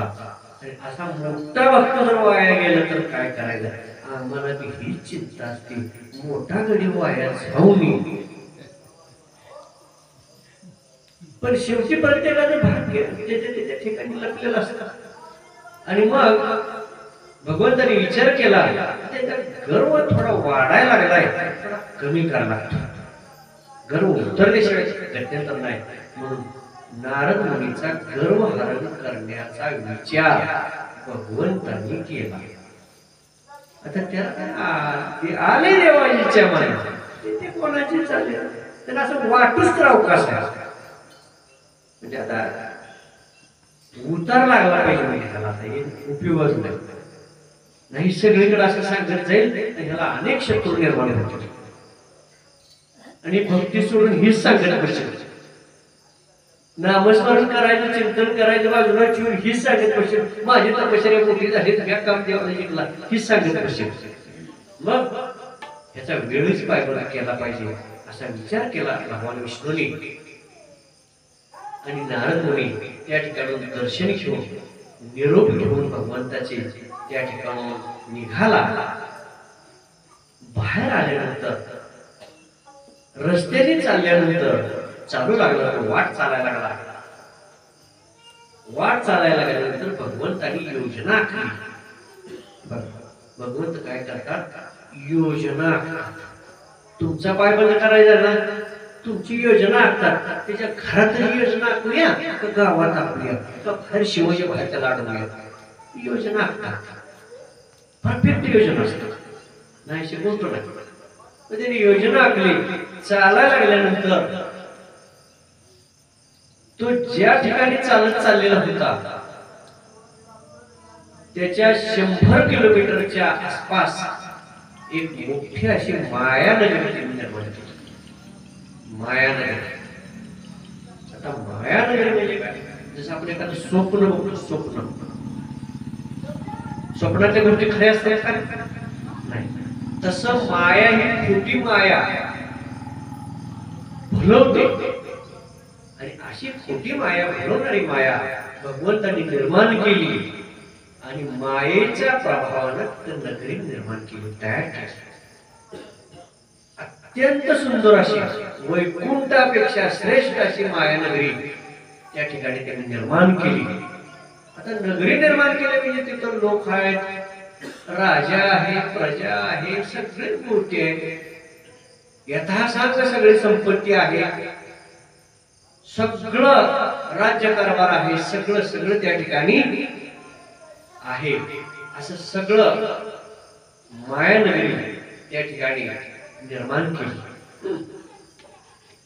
आणि त्या मायानगरीमध्ये जे राज्य होतं, तो शीलनिधी नावाचा राजा तिथं राज्य करतोय, अशी मायानगरी निर्माण केली. ते राजा पण आहे तिथं राज्यकारभार करणारा. आणि त्या नगरामध्ये नारद मुनींनी प्रवेश केला. ज्यावेळी त्यांनी त्या नगरीमध्ये प्रवेश केला त्यावेळेला त्या ठिकाणी अत्यंत सुंदर असं वातावरण त्याला दिसायला लागलं. मनमोहक अशा प्रकारचे सगळे दृश्य दिसायला लागले. म्हणजे मनाला आकृष्ट करणारी सगळी घरं दारं, माणसं, संपत्ती, वैभव त्याला मनाला भावणार असं त्या ठिकाणी दिसायला लागलं. रमणीय सगळ्या गोष्टी दिसायला लागल्या. आणि तो त्या नगरात प्रवेश केल्यानंतर त्या नगरामध्ये जो राजा होता शीलनिधी नावाचा, त्याला एक मुलगी होती. आणि त्याच्या कन्येचा स्वयंवराचा कार्यक्रम आखलेला होता राजाने. मुलगी मोठी झालेली होती, थोर झालेली होती, आणि लग्नासाठी त्याचं स्वयंवर त्यांनी काढलेलं होतं.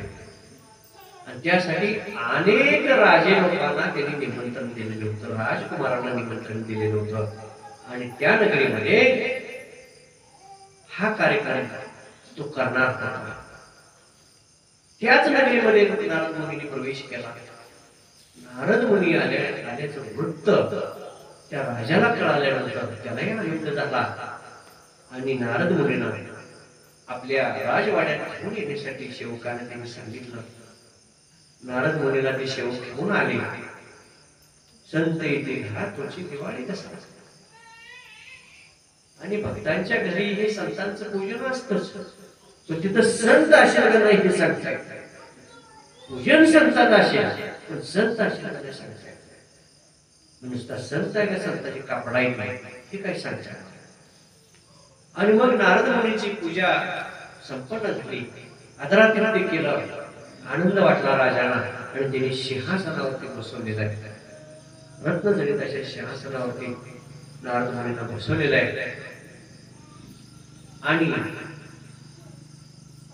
राजाच्या समवेत त्याची एकुलती एक असलेली राजकन्या सुद्धा त्यांच्या समवेत बसलेली आहे. तिने नमस्कार केलेला आहे, दर्शन घेतलेलं आहे नारद मुनींचं. आणि नारद मुनींनी विचारलेलं आहे, म्हणजे ही कोण आहे? म्हणजे माझी एकुलती एक मुलगी आहे, माझी कन्या आहे, राजकन्या आहे. आणि ती थोर झाल्यामुळं आता हिच्यासाठीच मी स्वयंवर काढलेला आहे. अनेक राजलोकांना निमंत्रित करण्यात आलेलं आहे, राजकुमारांना निमंत्रित करण्यात आलेलं आहे. आणि हिच्यासाठी मी स्वयंवर घेणार आहे. त्याला लग्न केलं पाहिजे. पूर्वीच्या काळी स्वयंवर असायचे. त्या राजाच्या मुलीला, राजकन्याला पाहिल्यानंतर, शीलनिधीच्या त्या राजाच्या मुलीला पाहिल्यानंतर राजकन्याला पाहून नारद मुनीच्या मनामध्ये चलबिचल अवस्था झालेली, मनामध्ये परिवर्तन झालेलं आहे. कारण मुळातच ती मायावी नगरी अशी होती. आणि ती सुंदर कन्या पाहून त्यांनाही विचार मनामध्ये यायला लागलेले की आता हिचं स्वयंवर होणार आहे, म्हणजे हिचं लग्न होणार आहे. मग इतकी सुंदर कन्या जर राजाने आपल्याला दिली तर काय बिघडते? म्हणजे काय वेळेला वयाचं भान नसतं, काय वेळेला संपत्तीचं भान नसतं, काय वेळेला ज्ञानाचं भान नसतं, बरोबरीचं भान नसतं. पण ती गोष्ट आपल्याला प्राप्त व्हावी असं अनेकांना वाटतं. तसं नारद मुनींच्या मनामध्ये विचार यायला लागले, इतकी सुंदर राजकन्या जर आपल्याला तिने स्वयंवर मानले आणि त्याच्यात जर मिळाली तर म्हणलं आनंद होईल. म्हणलं आपण संसार करायला का हरकत? आता हे आहे का संसारी? नाही, पण संसार करावा वाटतो त्याला माया म्हणतात. लक्षात, जो करत नाही संसार त्याला सुद्धा करायला भाग पाडते, त्याला माया म्हणतात. तुम्हा आम्हाला जे गुडघ टेकायला मिळतो ती मायेनच टेकायला मिळतो, दुसरं पण नाही. नाहीतर असा गणी छाती काढून सगळ्या जगात फिरणारा पण घरात असा खाली मुठी घातली पाहिजे. इतका मायेचा प्रभाव आहे, इतका मायेचा प्रभाव. आणि मग हे तर तपश्चर्या केलेल्या नारद मुनींना सुद्धा भगवान शिवशंकराच्या मायेनं वेढलेलं आहे, त्याच्यावरती मायेचा प्रभाव पडलेला आहे. आणि मग इच्छा निर्माण झाली. पण आता सांगायचं कसं? आता वय वाढलेली माणसं सुद्धा कलम करतील, पांढरं झालेलं केस हे सगळं काळ करून आपलं जा. कसं आहे, पांढरं दिसून मी वय दिसत नाही ना, काळे केस दिसले तर चांगले कापड वगैरे घातले, मी लय वयाचा माणूस नाही काय कोणा त्याला दुसरं लगीन करायचं काय करायचं पण ते करतील. काय करते कशासाठी करते काय माहित नाही. म्हणजे इतर वयाचा त्यांच्या डोक्यात विचार नाही किंवा कुठल्याहीच नाही. तसं नारद मुनींच्या डोक्यामध्ये संसाराची अपेक्षा निर्माण व्हायला लागली. पण बोलून दाखवायचं कसं? मला तुझी पूर्वी देता म्हणायच्या अवघड पंचायती. ते म्हणलं बाबा महाराजाला आम्ही तिथं पूजा केली मी आणि आमच्याच पूरला देता का म्हणते मंडळी केवढी पंचायत झाली असं वाटेल. मग आता गपचूप बस, मनात तर इच्छा आहे, आता बोलायचं. आणि मग तो राजा विचारायला लागला नारद मुनींना, म्हणला माझ्या मुलीच्या नशिबात कसला नवरा की तर सांगाय म्हटलं. आता काय भविष्य सांगायचा विषय राहिला नाही. आता जे जे त्याच्या मनानं सगळे पसंत करायला लागलेली तर कोण कोणाला विचारते नाही. त्याच्यामुळं भविष्याविषयी आता कोण दस्त्यात राहिला तर त्यांचं भविष्य त्यांच्या हाती आहे. मग माझ्या मुलीच्या नशिबात जो नवरा मुलगा आहे तिचा होणारा पती कसा असेल म्हणला तेव्हा आम्हाला जर सांगता काय इच्छुक असते ना मनात की आपण भविष्य विचारून घ्यायचं. भविष्य विचारायला फार जणांना आवडत, इच्छा असते काय करायची. राजाने विचारल्यानंतर आता ह्याच्या तर मनात हीच मुलगी आपल्याला मिळावी. आपल्याबरोबरच लग्न व्हावं. मग तसंच वर्णन करून तो नारद मुनी राजाला सांगू लागला, राजा तिच्या नशिबात जी काय मुलगा आहे, नवरदेव आहे, तिचा होणारा जो पती आहे त्यानं कामदेवाला जिंकलेला असेल म्हणला. ह्यानं कामदेवाला जिंकलेलं होतं ना, तुला कामदेवाला जिंकणारा असेल म्हणला. हा मोठा विद्वान असेल, पंडित असेल, ज्ञानी असेल, भरपूर तपश्चर्या केलेला, पुण्य संपादन केलेला असा पतीच्या नशिबात आहे. म्हणजे सगळं स्वतःचं वर्णन त्याने सांगितलं. पण मी जे असेल असं म्हणायचं सांगितलं. आनंद वाटला राजाला. बरं झालं, असा चांगला पती जरा माझ्या मुलीला मिळत असेल, चांगली गोष्ट आहे. विचार केला आणि मग त्या ठिकाणून निरोप घेऊन नारद मुनी बाहेर आलेला आहे आणि विचार करायला लागलेला आहे. राजापासून आता तो बाहेर आला, नगरामध्ये फिरायला लागला, सगळीकडे बघितलं, स्वयंवराचा थाटमाट चालू आहे, सगळे सभा मंडप लावायला चालू आहे, सगळी तयारी चालू आहे, सगळी त्याने पाहिली. राजलोक यायला सुरुवात झालेली, राजकुमार यायला सुरुवात झालेली, हे सगळं दृश्य पाहिलं त्यानं आणि विचार करू लागला की ही जर राजाची कन्या आपल्याला मिळाली तर किती बरं होईल म्हटलं. पण काय करायचं, मला आपली लायकी तेवढी म्हटलं, आपल्याला कशी मिळायची, पण प्रयत्न करायला काय हरकत आहे. काय मुलं अशी करतात, परिस्थिती साधारण, परिस्थिती साधारण बोलतो पूर्वी कशी द्यायची काय नाही. मग कुणाही तरी बुलेट गाडी घेऊन यायची, पाटलाला म्हणून आम्हाला एक दिवस बुलेट गाडी द्यायला लागली. गाडी पाटलाची, कापडा पिसरायची, पैसे चौथ्या कोण मागून घ्यायचं आणि मेकअप करून जायचं मुलगी बघायला. ह्यातलं आपल्या पद्धतीचं काहीच नसतं. तशा पद्धतीनं आपली लायकी नाही तर आपल्या लायकीप्रमाणे जसं मिळेल तसं ठेवली आम्ही तशीच राहिली, चित्ती असू देवी समाधान असं मानायला काय हरकत नाही. पण तशी कुणाची तयारी नसते. आमच्या घरी बुलेट गाडी नाही सांगतो, त्या बुलेट गाडीला किती गिरायक असते हे तुम्हाला सांगायचं मोठं. वर्षामध्ये 1 लाख रुपये खर्च त्या बुलेटला बाकीच्याने घेऊन बाद करून आणलेल्यावर 1 लाख रुपये खर्च आमचा होतो. असू दे, मोठ्याची मोठी दुखणी असतात. आणि मग इथं नारद मुनीला वाटलंय आपण प्रयत्न करायला का हरकत नाही, पण म्हणलं का आपलं थोबाड कोणीकडून ही राहायची करण्याची आपल्या का पसंत करायची, आपल्या काय देखील प्रयत्न करायला. बघा, माणूस प्रयत्न करायला काय ढिला पडत नाही. त्याने विचार केला, म्हणजे कसली मुलगी असते त्याला काय आवडतं, पैसा अडका नसला तरी चालेल, घरात अन्न खायला नसलं तरी चालेल, पण मुलगा सुंदर पाहिजे. काय बघा, मुलाचं सौंदर्य पाहणार आणि सौंदर्य चांगलं असेल मुलाचं तर ती निश्चितपणानं पसंत करणार. म्हणजे नवरी मुलगी सौंदर्याला भरते असं त्याचा विचार केला मनामध्ये.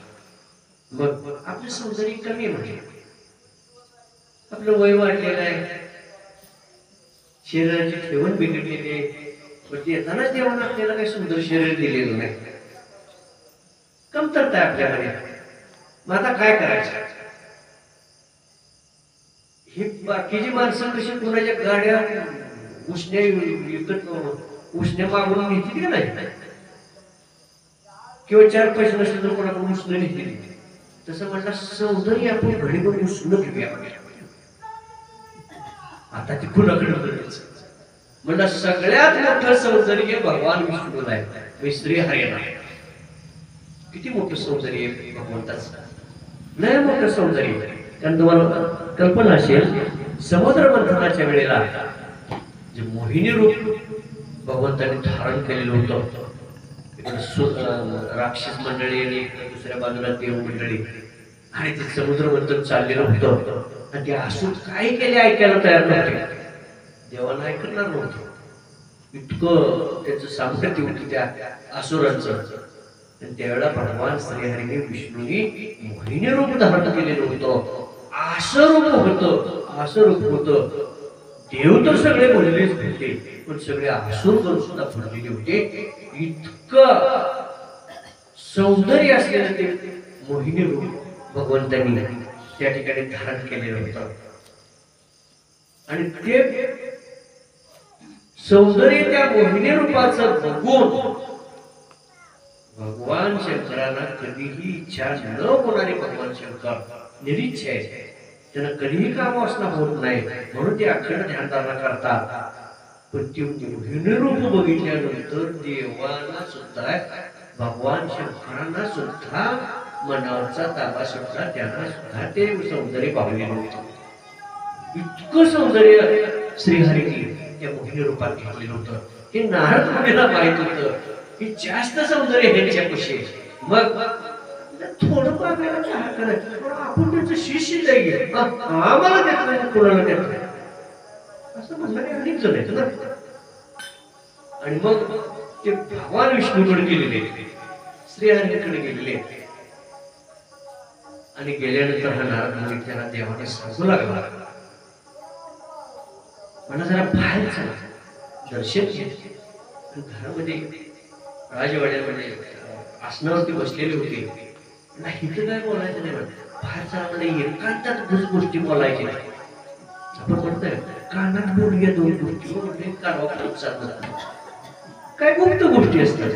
पण देवाला बाहेर घेतलेले असं नाही, बाहेर चला, बाहेर घेतलेलं आहे. हळूच आवाजामध्ये त्यांना सांगायला लागलेला आहे, म्हणजे मी तुमचा लाडका भक्त आहे.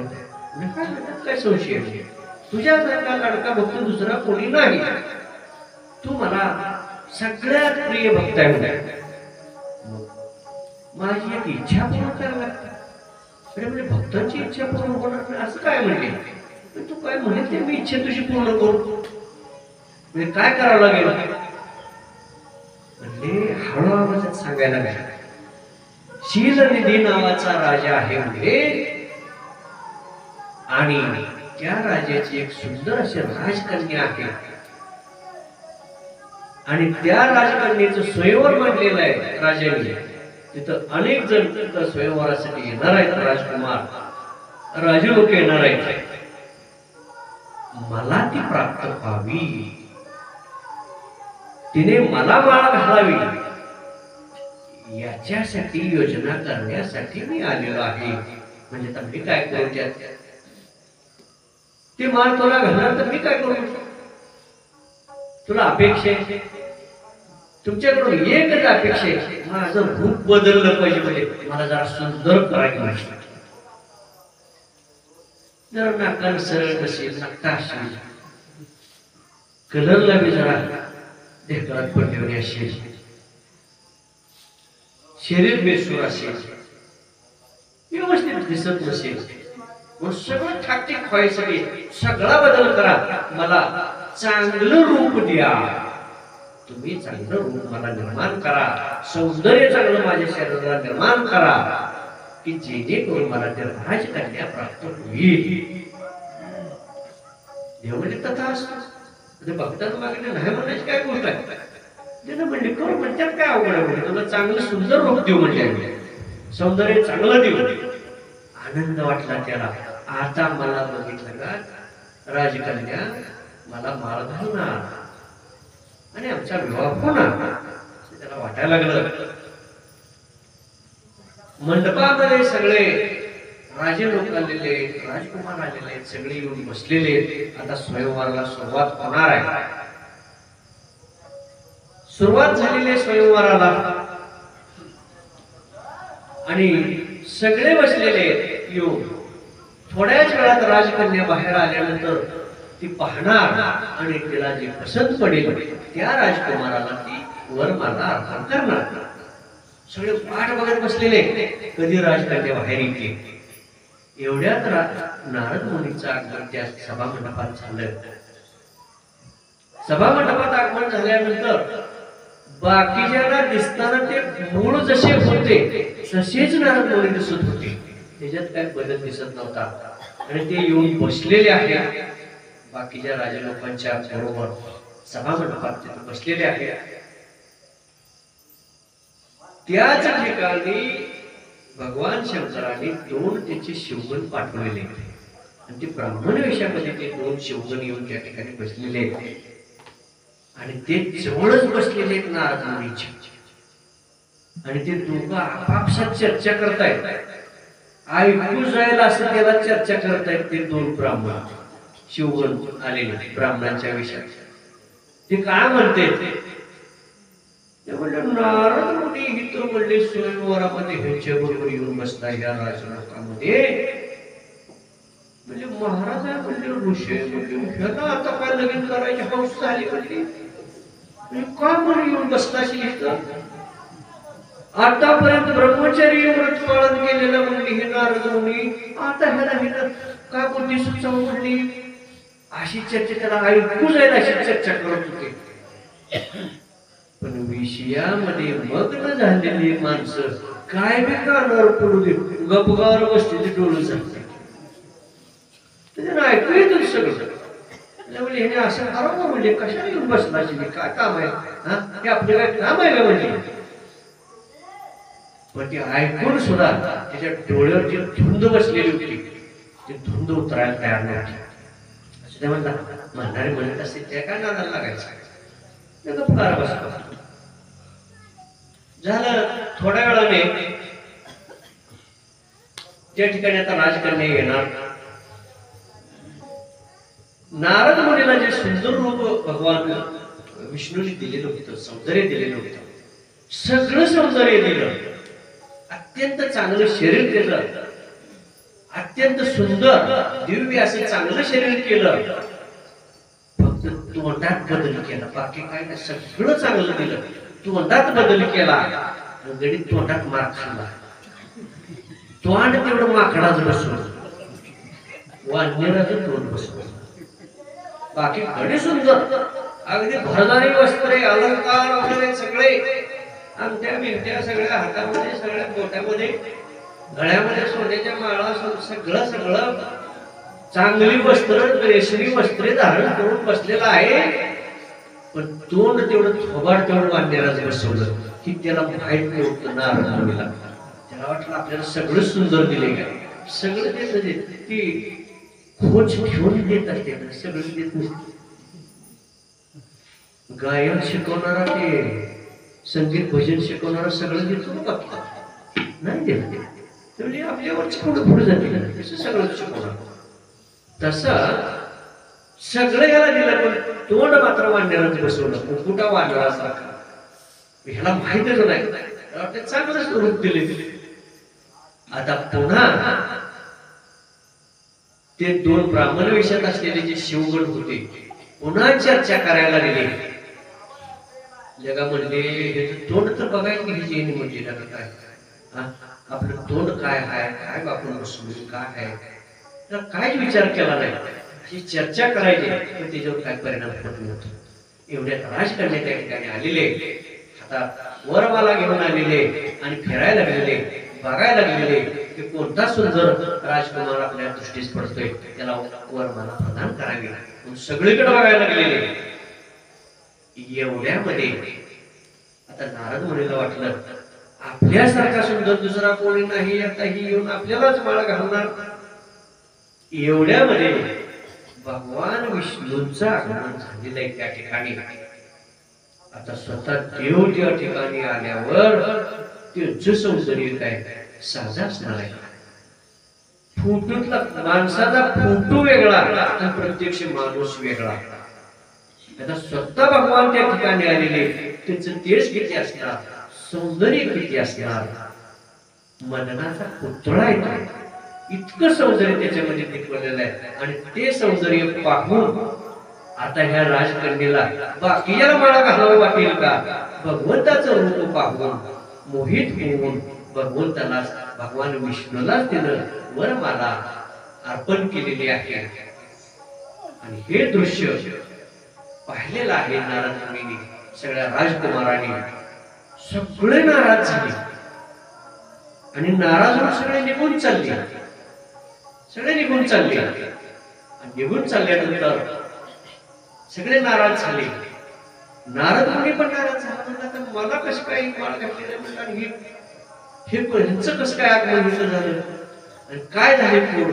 मग ते देवगण जे आलेले होते, ऋषी शिवगण जे आलेले होते ब्राह्मण वेशामध्ये, त्यांनी सांगितलं म्हणजे तुम्हाला सगळं दिलंय पण म्हणजे थोबाड दिलं नाही म्हणजे थोबाड. तोंड बघितलं का म्हणजे. मग हेकडे येताना आधी आरशात आपलं तोंड बघून तरी यायची. आरशात जर बघितलं असतं तर तुम्हाला कळलं असतं की आपलं तोंड काय आणि जावं कसं एवढं कळलं असतं. म्हणजे तुम्ही महाराज येताना आरशात बघून तरी यायचं म्हणजे.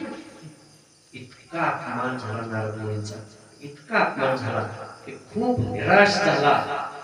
आणि त्यानं ते जे शिवगण आलेले होते त्या रागाच्या वरात त्यांनाही शाप दिला. म्हणजे तुम्ही ब्राह्मण वेशामध्ये आला, तुम्हाला सुद्धा माझा शाप आहे.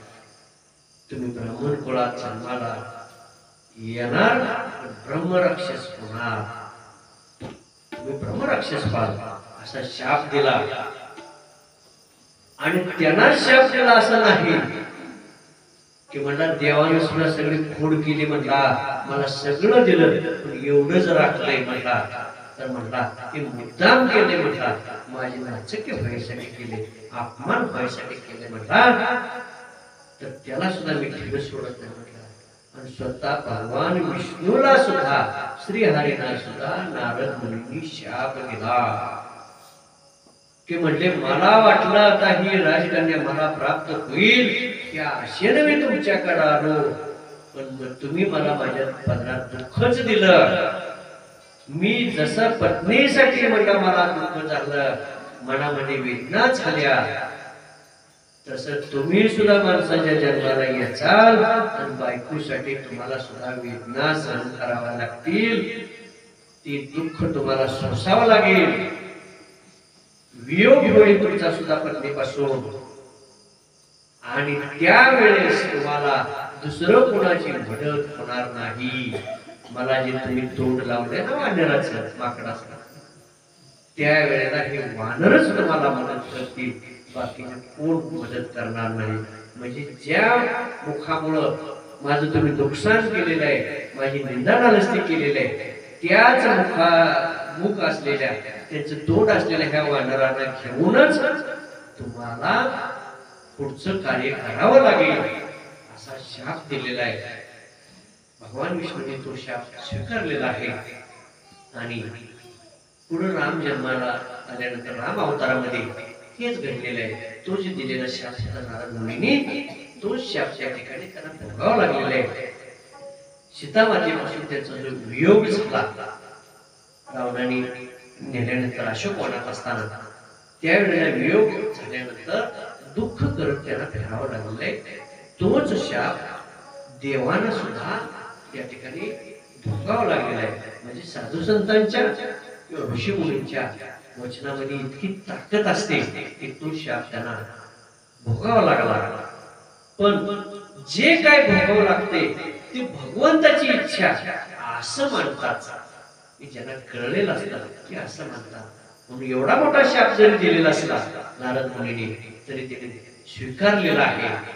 काही हरकत नाही म्हणजे की भगवान शिवशंकराची इच्छा आहे म्हणजे ते आम्ही भोगायला तयार आहे. आणि मग त्या मायावी नगरीतून सगळं मुक्त केल्यानंतर, माया काढून घेतल्यानंतर पूर्वपदावर आला नारद मुनी, शुद्धीवर आला.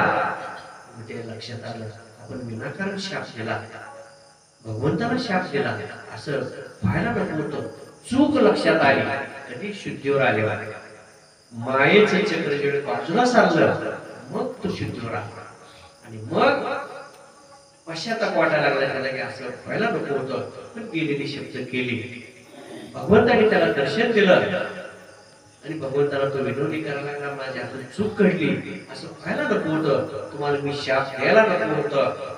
भगवंताने सांगितलं तुला वाटलं हे मी तुला त्रास देण्यासाठी केलेला आहे, तुझी निंदा नालस्ती होण्यासाठी, तुझा अपमान होण्यासाठी मी हे केलेलं आहे असं तुला वाटलं असेल, पण तसं मुळीच नाही. म्हटले तुला तो गर्व आलेला होता, तो गर्व तुझा हरण पावा आणि तू चांगली सेवा करणारा शुद्ध असा भक्त राहावा, तुला कसलेही गर्वानं त्या ठिकाणी स्पर्श करू नये, एक चांगला भक्त व्हावा, याच्यासाठी आम्ही हा केलेला प्रयत्न आहे. तुझं नुकसान व्हावं म्हणून केलेला प्रयत्न नाही. अशा प्रकारची समजूत त्या ठिकाणी भगवंतानी नारद मुनीला समजूत काढलेली आहे. आणि तुझ्या पाठीशी माझे अखंड आशीर्वाद आहे. तू चिंता करू नकोस, तू माझा लाडका भक्त आहे, तू वाया जाऊ नये म्हणून आम्ही हा केलेला छोटासा प्रयत्न आहे. आणि मग नारद मुनीला एक समाधान वाटलेलं आहे आणि आनंदाने तो त्या ठिकाणी भगवंताचं नामचिंतन करत फिरू लागलेला आहे. वेळ बरीचशी झालेली आहे आणि अशा ह्या सुंदर वातावरणामध्ये हे सगळा स्वयंवराचा हा सोहळा झालेला आहे, गर्भहरण झालेलं आहे नारद मुनींचं. आणि आता या कथेची सांगता करत असताना एकच लक्षात घ्या की हा गर्वाचा स्पर्श होऊ नये, याच्यासाठीच ज्ञान असणं गरजेचं आहे. अज्ञानात राहू नका, ज्ञान ग्रहण करा. आणि अखंड सेवेमध्ये असल्यानंतर कसल्याही प्रकारचा तो स्पर्श होणार नाही, अहंकाराचा स्पर्श होणार नाही, गर्वाचा स्पर्श होणार नाही. म्हणून अखंड सेवेमध्ये नामचिंतन करत राहा. आता या कथेची सांगता इतकं सौंदर्याचं वर्णन ह्या कथेमध्ये आलेलं आहे. एक शेवटचे गौरव घेऊन या कथेची सांगता.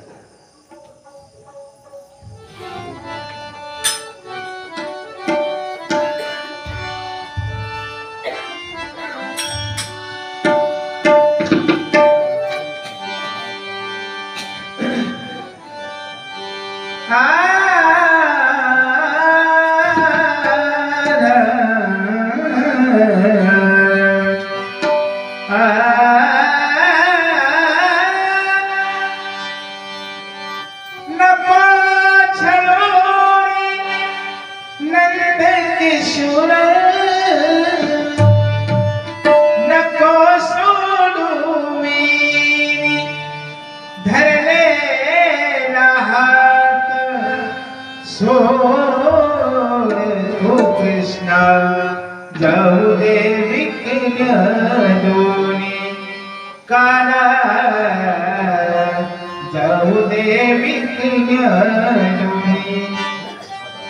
तुझे थट्टा तुझी मस्करी श्री हरी, काना तुझी नाही बरी. वैग पिचली माझी बांगडी, बांगडी बांगडी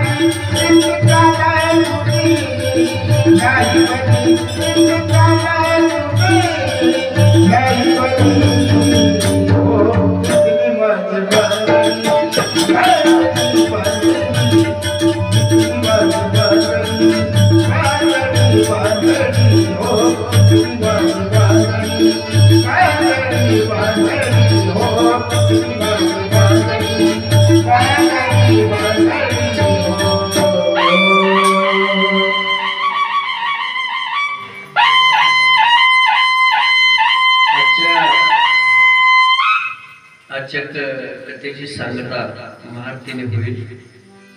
जगदळे दंपत्यांचा आरतीचा मान राहील. जगदळे गुरुजी आज 2 जगदळे दाम्पत्य त्यामुळं असं नाही का आज एकाला घेऊन ते एकाला गेलं 2 जगदळे दाम्पत्य त्यामुळे परत माझ्या लक्षात आलं नवनाथ जगदळे गुरुजी आणि त्यांचे मिसेस प्राध्यापक जगदळे बी आहेत त्यामुळं ते बी दाम्पत्य आहेत. आज एका दाम्पत्याची किती उद्या एका दाम्पत्याची तसं काय अर्थ नाही.